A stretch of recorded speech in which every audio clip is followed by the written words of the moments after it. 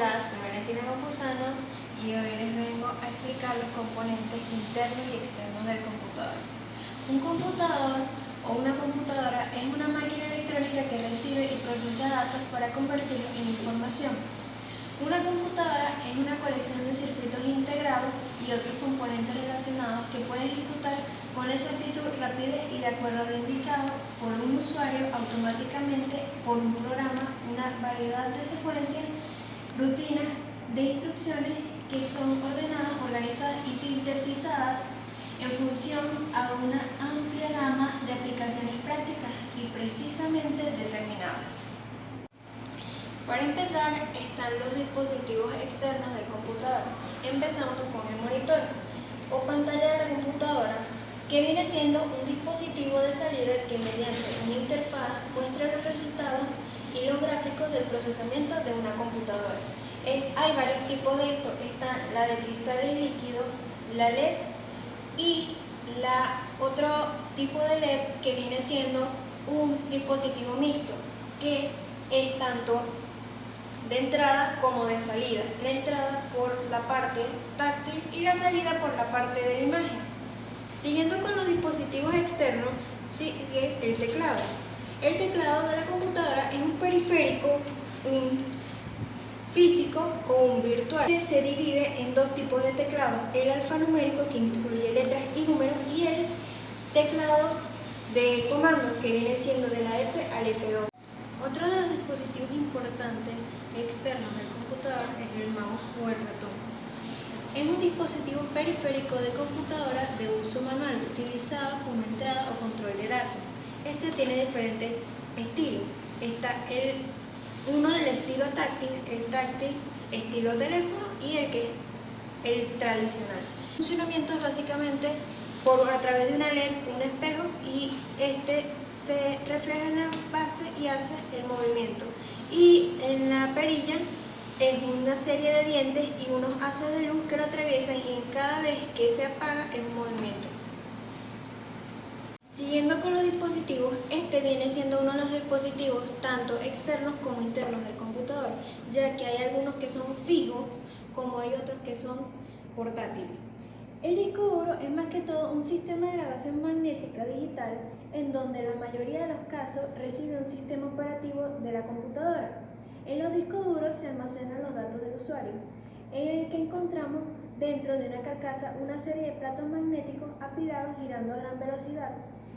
Sobre esto, el plato se sitúan los cabezales encargados de leer y escribir los impulsos magnéticos. El disco duro básicamente es un disco dentro de una carcasa metálica. El cabezal encargado de grabar la información mientras el disco duro va girando a alta velocidad utiliza las dos leyes principales de la naturaleza, que son el magnetismo y la electricidad. Los discos duros tienen diferentes presentaciones que se han ido actualizando a lo largo de la historia y de su modernidad. Tenemos el primero, que es el disco duro DIA o el ATA, que fue uno de los primeros discos duros que utilizaban los conectores de alrededor de 40 y 80 pines, que no por ser lo viejo eran muy obsoletos, sino que por tener este tipo de conector eran un poco más lentos al momento de procesar la información. El serial ATA o el SATA es uno de los más actualizados y utiliza un conector un poco más pequeño y procesa la información a mayor velocidad que el ATA. Están los discos duros de lacto y están los discos duros externos. Estos tienen un almacenamiento de 655 GB, 250, 40 y 80 GB. Empezando con los dispositivos internos de la computadora, tenemos el gabinete de la computadora, que es la caja de metal y plástico que aloja todos los componentes principales. Los gabinetes de las computadoras vienen en distintos tamaños y formas. Hay un gabinete de escritorio, que son los que normalmente se apoyan en la mesa y por encima se les coloca el monitor y el mouse. Y están los verticales, que se instalan junto al monitor o en el piso. En la parte posterior del gabinete de la computadora hay puertos de conexión que se utilizan para enchufar los tipos específicos de dispositivos. Estos puertos incluyen lo que vendrían siendo los del cable de red, el punto de entrada para el micrófono auxiliar, el que sería la salida para el ratón, el mouse, el que sería el otro para el monitor, y por último lo que vienen añadiendo como la tarjeta de video y la tarjeta de red. Siguiendo con los dispositivos internos, tenemos la tarjeta madre, que contiene los conectores para las tarjetas adicionales, también llamadas tarjetas de expansión, por ejemplo la tarjeta de video o la tarjeta de red.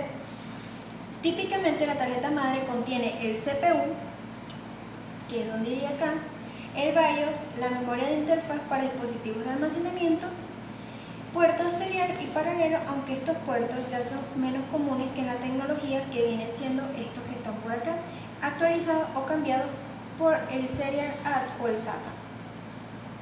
También vienen con controladores para manejar los dispositivos periféricos de entrada, como el teclado, el mouse, el monitor, dispositivos para el audio y el micrófono y los USB. Siguiendo con los dispositivos internos, tenemos el CPU, que es el microprocesador integrado que contiene todos los elementos necesarios para conformar una unidad central de procesamiento. En la actualidad, este componente electrónico está compuesto por millones de transistores integrados por la misma placa de silicio. Este suele tener forma de un prisma chato y se instala sobre elementos llamados sólido o socket. También en modelos antiguos solían soldarse directamente a la placa o la tarjeta madre. Apareciendo en algunos modelos actuales, adoptaron el tamaño de forma de cartucho, sin embargo no tuvo mucho éxito. Actualmente se dispone de un zócalo especial para alojar el microprocesador y el sistema de enfriamiento, que comúnmente está compuesto por un dispersador de aluminio seguido por un ventilador adosado conocido como un microcooler. Desde el punto de vista lógico y de una unidad de control, una unidad aritmética lógica, y dependiendo del procesador puede contener una unidad de coma flotante. Siguiendo con los dispositivos internos, tenemos la memoria RAM, que es el acrónimo de memoria de acceso aleatorio. Este tipo de memoria que puede ser accesado aleatoriamente, esto es, que cualquier byte de memoria puede ser accesado sin tocar los bytes procesadores. La RAM es el tipo de memoria más común encontrar en las computadoras y en otros dispositivos como impresoras. Hay dos tipos de RAM, la dinámica y la estática. Los dos tipos de tecnología se utilizan para retener datos.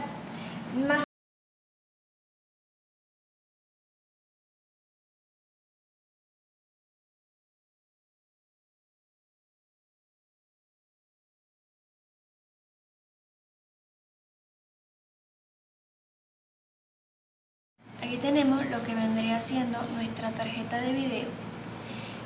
Es el componente encargado de generar una señal de video que se maneja y se manda de la pantalla de video por medio de un cable.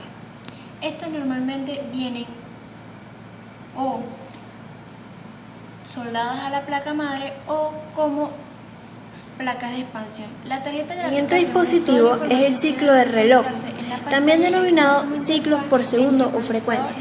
Este término hace referencia a la velocidad del procesador incorporado en el CPU del ordenador y mide los megahercios. Tenemos nuestro BIOS, que viene siendo el acrónimo de Sistema Básico de Entrada y Salida.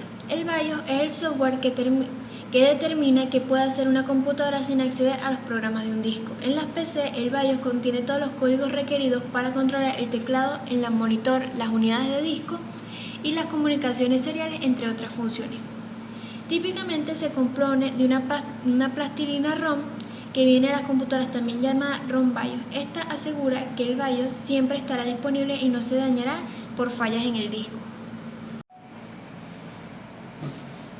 Aquí tenemos otro componente interno, que es la fuente de poder, que proporciona el poder eléctrico a la computadora. En la mayoría de las computadoras puede conectarse por un enchufe eléctrico estándar.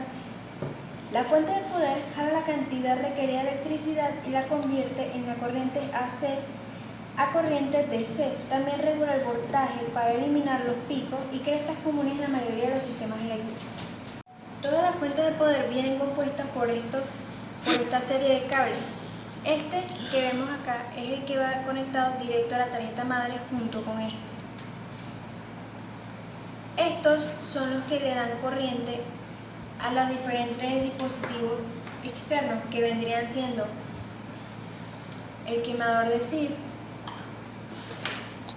el lector de disco y el quemador de disco o CD. También le dan energía a lo que vendrían siendo nuestros discos duros a través de lo que vendrían siendo nuestros buses. Ya casi para terminar tenemos lo que viene siendo los buses, que en la arquitectura de las computadoras los buses pueden conectar lógicamente varios periféricos sobre el mismo conjunto de cables. Aplican a la informática que se relaciona con la idea de la transferencia interna de datos que se dan en un sistema computacional en funcionamiento. Los buses en todos los nodos reciben los datos, aunque no se dirijan a todos estos. En este tipo de computadora menos actualizada es lo que viene siendo nuestra serie de 40 pines. Uno de los extremos va conectado directamente a la tarjeta madre, el otro vendría conectado a lo que sería o nuestro quemador de CD o nuestro lector de CD, al disco duro, o vendría siendo quemador CD y en el otro el disco duro y nuestro SID, o viceversa, ya que es su funcionalidad dentro de este.